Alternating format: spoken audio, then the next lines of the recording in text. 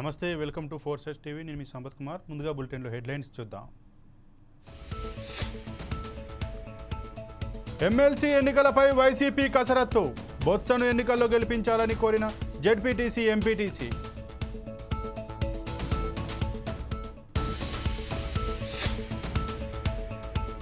Standing committee ఎన్నికల కౌంటింగ్లో రసాభాస. కౌంటింగ్లో అక్రమాలు చేశారని వైసీపీ కార్పొరేటర్ల అభ్యంతరం.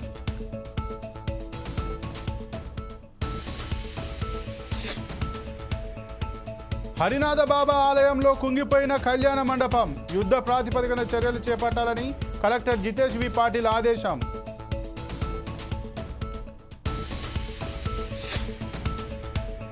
పలమనేరు సీఐపై ఎస్పీ, డీఎస్పీలకు ఫిర్యాదు. సీఐ దురుసుగా ప్రవర్తిస్తున్నారని టీడీపీ నాయకుల ఆరోపణ.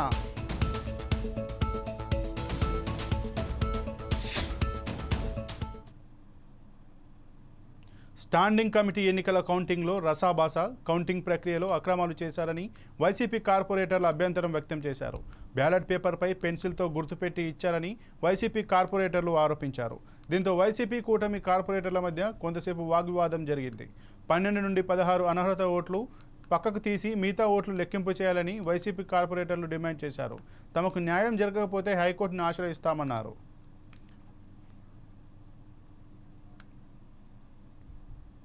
ఎమ్మెల్సీ ఎన్నికలపై వైసీపీ కసరత్తు ప్రారంభించింది. అనకాపల్లి వైఎస్ఆర్సీపీ కార్యాలయంలో మీడియా సమావేశం నిర్వహించింది. ఆగస్టు 30వ తేదీ జరిగే ఎమ్మెల్సీ ఎన్నికలలో మాజీ మంత్రి, ఎమ్మెల్సీ అభ్యర్థి బొత్స సత్యనారాయణ గెలిపించాలని కోరారు. జెడ్పీటీసీ, ఎంపీటీసీ సర్పంచ్లు, కార్పొరేటర్స్ పదవుల్లో ఉన్న వైసీపీ క్యాడర్ ఎమ్మెల్సీ ఎన్నికలపై ప్రత్యేక దృష్టి సారించి ఎమ్మెల్సీగా బొత్స సత్యనారాయణను గెలిపించాలన్నారు.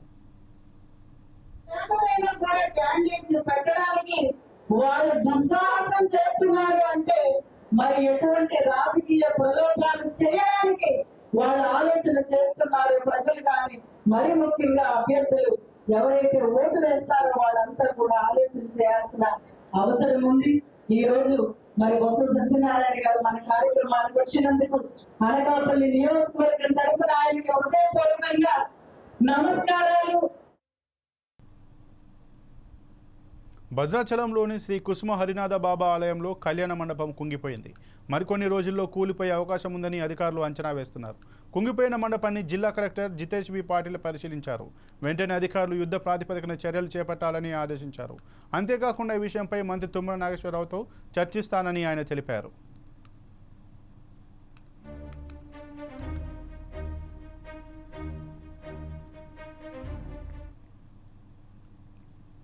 హన్మకొండ జిల్లా మున్సిపాలిటీ కార్యాలయంలో స్వచ్ఛదనం పచ్చదనం కార్యక్రమంలో ఎమ్మెల్యే రేవూరి ప్రకాష్ రెడ్డి పాల్గొని మొక్కలు నాటారు. ఈ కార్యక్రమంలో ప్రజలందరూ భాగస్వాములై పరిసరాలను పరిశుభ్రంగా ఉంచుకోవాలని ఆయన అన్నారు. అంతేకాకుండా పలు గ్రామాల్లో ఉన్న సమస్యలపై వివిధ కార్యక్రమాలు నిర్వహించడానికి అధికారులకు ఆదేశాలు ఇచ్చారని తెలిపారు.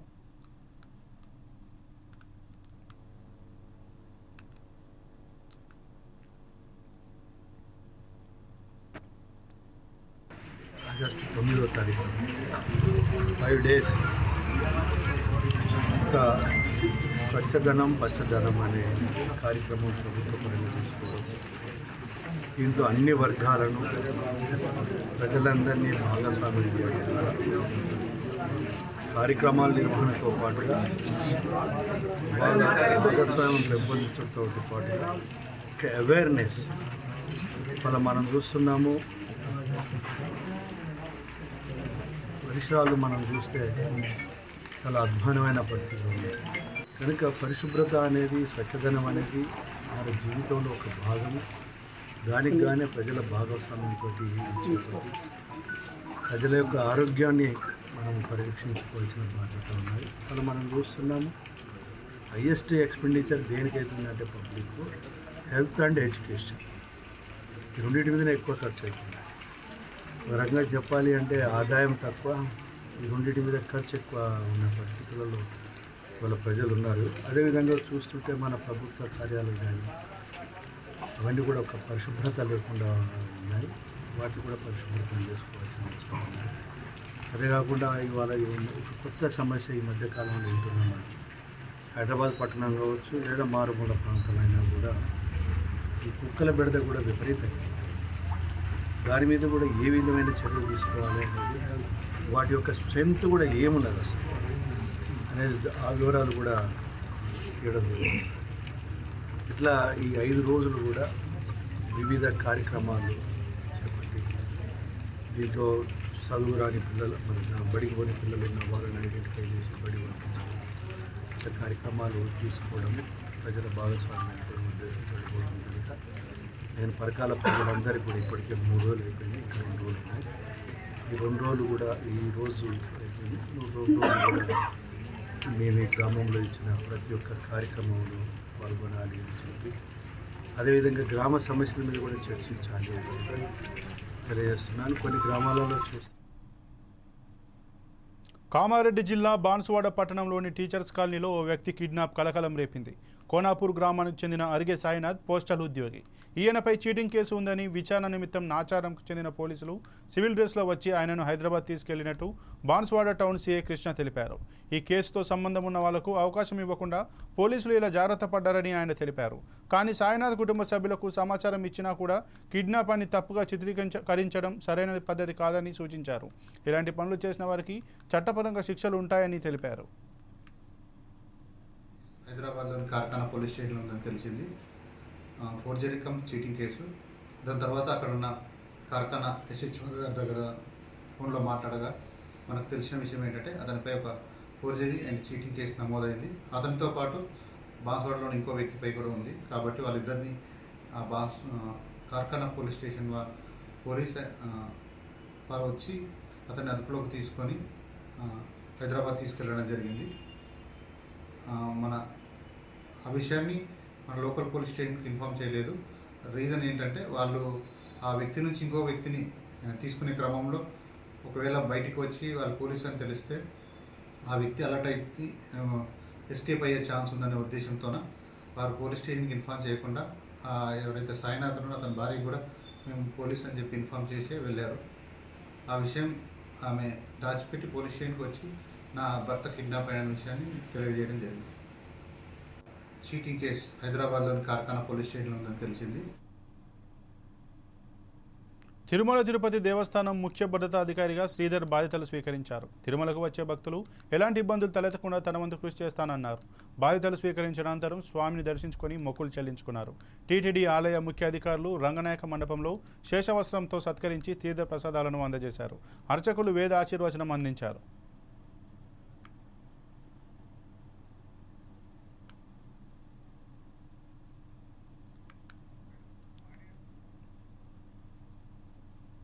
హన్మకొండ జిల్లాలోని పరకాలలో ఘనంగా జాతీయ చేనేత దినోత్సవ వేడుకలు చేసుకున్నారు.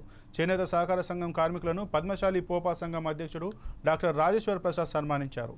రెడీమేడ్ ఫ్యాక్టరీ ఎక్కువగా ఏర్పడడంతో చేనేత కార్మికుల జీవితాలు కుదేలవుతున్నాయని ఆయన అన్నారు. కష్టపడి చేనేత వృత్తిని కొనసాగిస్తే మార్కెట్లో గిట్టుబాటు ధర లేక ఇబ్బందులు పడుతున్నారని తెలిపారు. ప్రభుత్వం కార్మికులను గుర్తించి వారికి పింఛను ఇస్తూ ఉపాధి కల్పించాలన్నారు.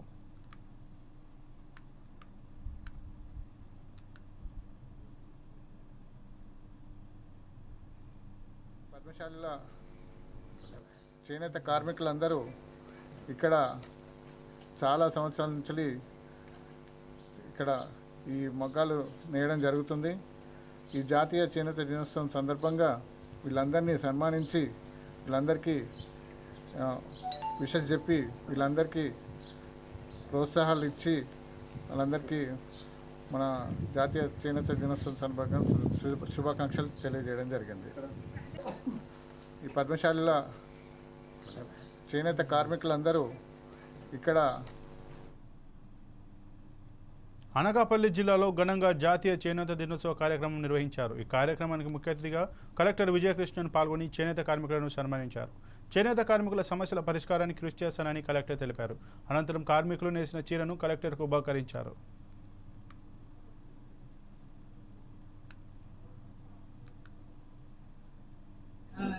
హ్యాండ్లూమ్స్ డే అంటే ఈ హ్యాండ్లూమ్స్ వలన ఒక దేశంకి ఇండిపెండెన్స్ వచ్చిందంటే అది ఇండియానే కదా. మన ఊరిలో మన దగ్గర నుంచి ఈ థ్రెడ్స్ ని తీసుకెళ్లి మళ్ళీ మనకి క్లాత్ గా అమ్మేసి India such a rich country. మన what to say, కొత్త ఎకనామిక్ పవర్ ని లాగేసిన ఒక కలోనియల్ పవర్ ని వాళ్ళని మన దేశం నుంచి బయటకు పంపించడానికి చాలా స్ట్రాంగ్ రీజన్ ఏది అంటే చేనేతలు కదా. గాంధీ గారి ఫోటో ఎక్కడ పట్టినా ఈ రోజు కూడా చక్కబడుతూ ఉంటారు. అంత వాల్యూ ఉంది మీ అందరికీ.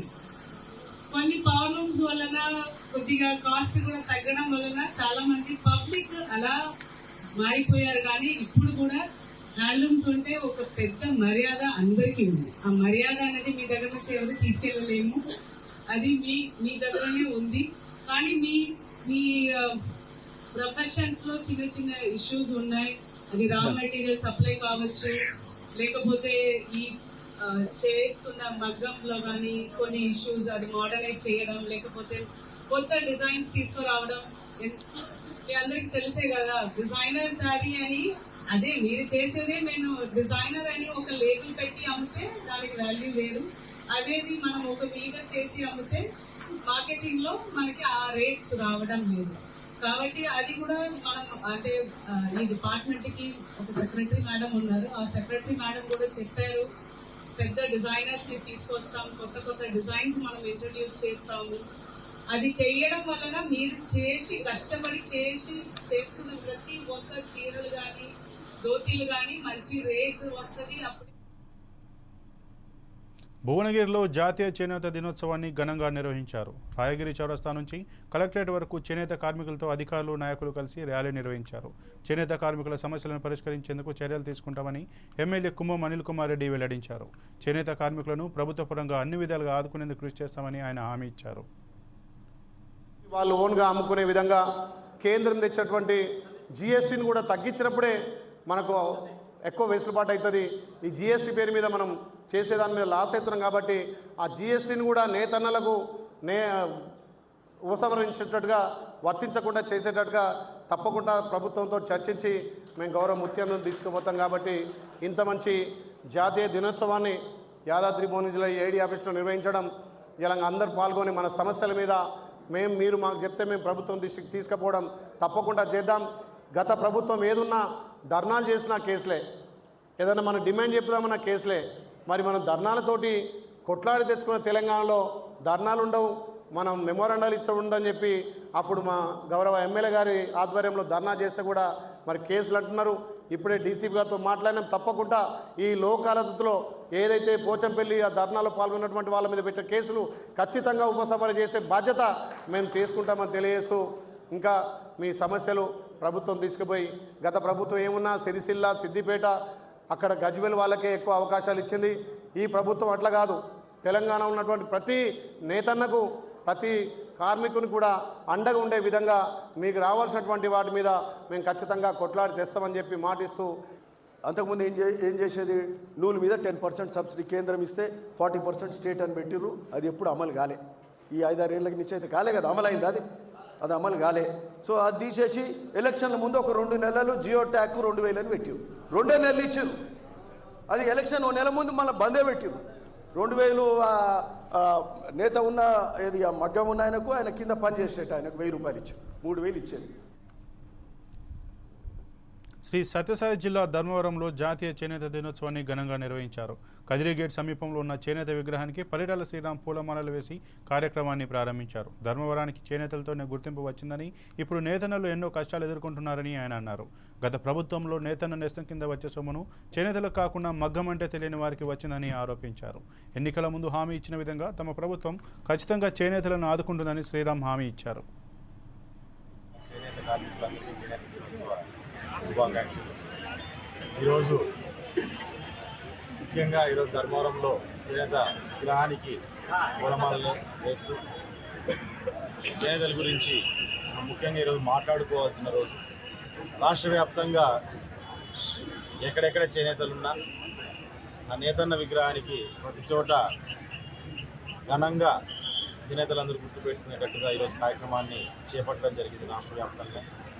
ఇందులో ముఖ్యంగా చేనేతలు పడుతున్న ఇబ్బందుల గురించి, ఏ రకంగా చేనేత రంగాన్ని మరింత ముందుకు తీసుకెళ్ళాలి అనే అనేక అంశాల మీద కూడా ఒక చర్చా వేదిక ప్రతి చోట జరుగుతూ వస్తుంది.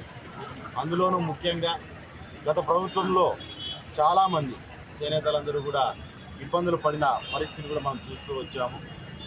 పేర్లకే సంక్షేమ పథకాలు పెడుతూ సంక్షేమ పథకాలని అమల్లోకి వచ్చేటప్పటికే చాలామంది చేనేతలు కాని వాళ్ళకే చాలామందికి న్యాయం జరిగింది, కానీ చేనేతలకు మాత్రం న్యాయాన్ని చేసుకోలేకపోయిన పరిస్థితి కూడా గత ప్రభుత్వంలో చూసాం.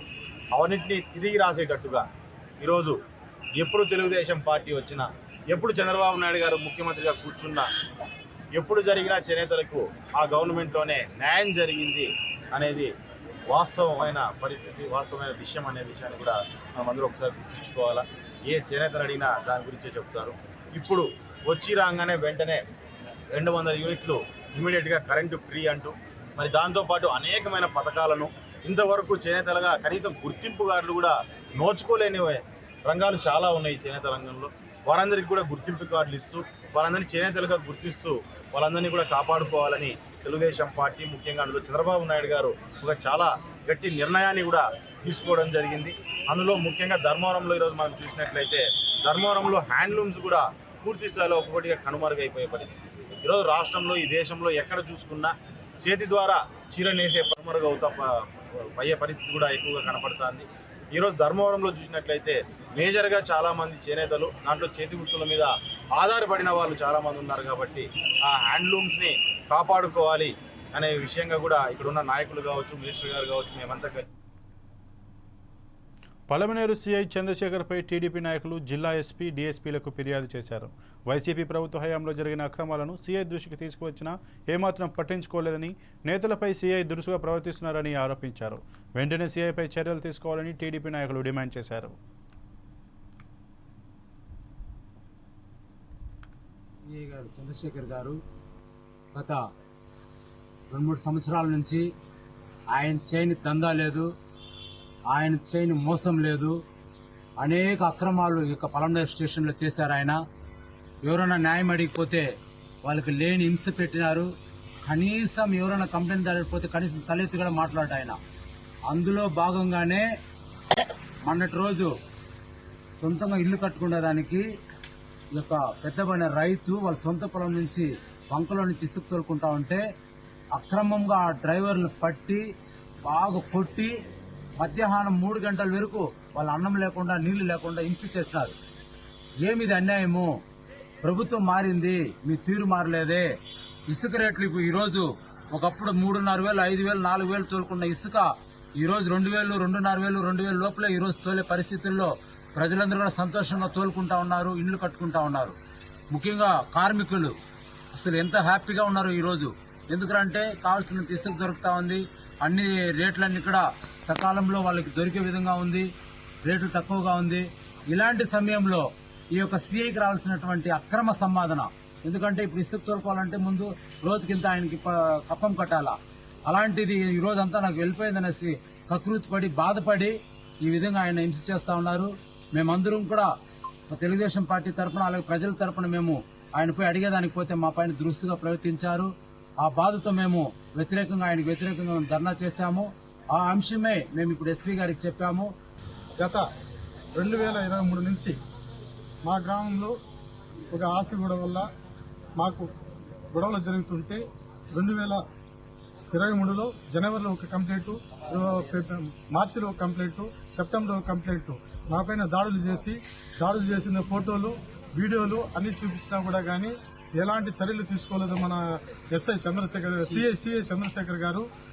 తర్వాత రీసెంట్ గా గత మాసం 20వ తేదీ శనివారం సాయంత్రం నేను ఇంటికి పోయే లోపు మా భార్య దగ్గరకు వచ్చి బాలాజీ అతను పూర్తిగా బట్టలు ఇప్పేసి ఆమె పైన అత్యాచారం చేయడానికి ప్రయత్నిస్తుంటే నేను పోతే నన్ను ఎడం చెవి పైన బలమైన కర్రతో కొట్టి గాయపరిచి, తర్వాత నేను రోడ్డుకు వస్తే రోడ్లో కూడా వచ్చి నానా బాధలు పట్టి అక్కడ సంపదానైన సిందన అతను ఇచ్చిన వాంగ్మూలం. డాక్టర్ బిఆర్ అంబేద్కర్ కోనసీమ జిల్లాలోని బాలు గ్రామంలో ఉచిత మెగా వైద్య శిబిరం, రక్తదానం కార్యక్రమాలు నిర్వహించారు. ఈ కార్యక్రమాలకు ముఖ్య అతిథిగా రాష్ట్ర కార్యనిర్వాహక కార్యదర్శి మెట్ల రమణబాబు హాజరయ్యారు. ఏఎస్ఏ హాస్పిటల్ ఆధ్వర్యంలో మెడికల్ క్యాంప్ ఏర్పాటు చేయడం జరిగిందని, ప్రతి ఒక్కరూ వచ్చి ఉచిత వైద్యం చేయించుకోవాలని కోరారు.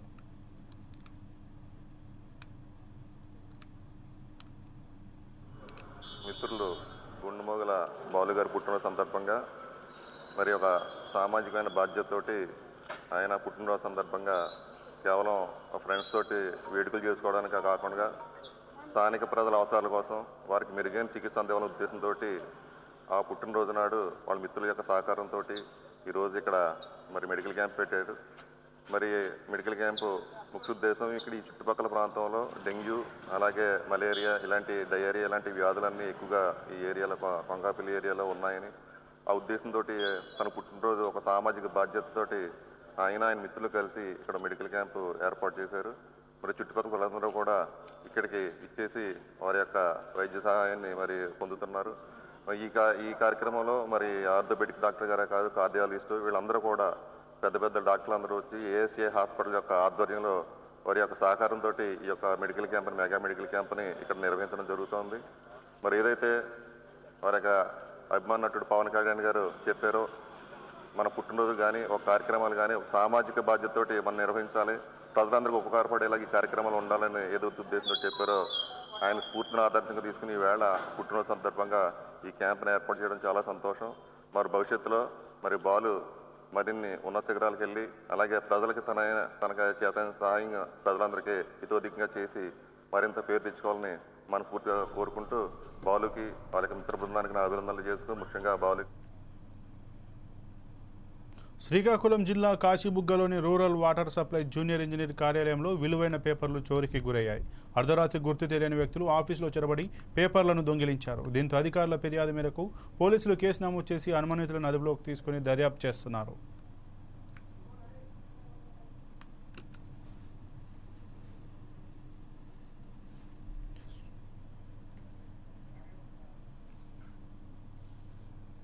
ఇక ఇవి ఇప్పటివరకు బులెటిన్లోని అప్డేట్స్. మరిన్ని అప్డేట్స్ కోసం చూస్తూనే ఉండండి 4 Sides TV.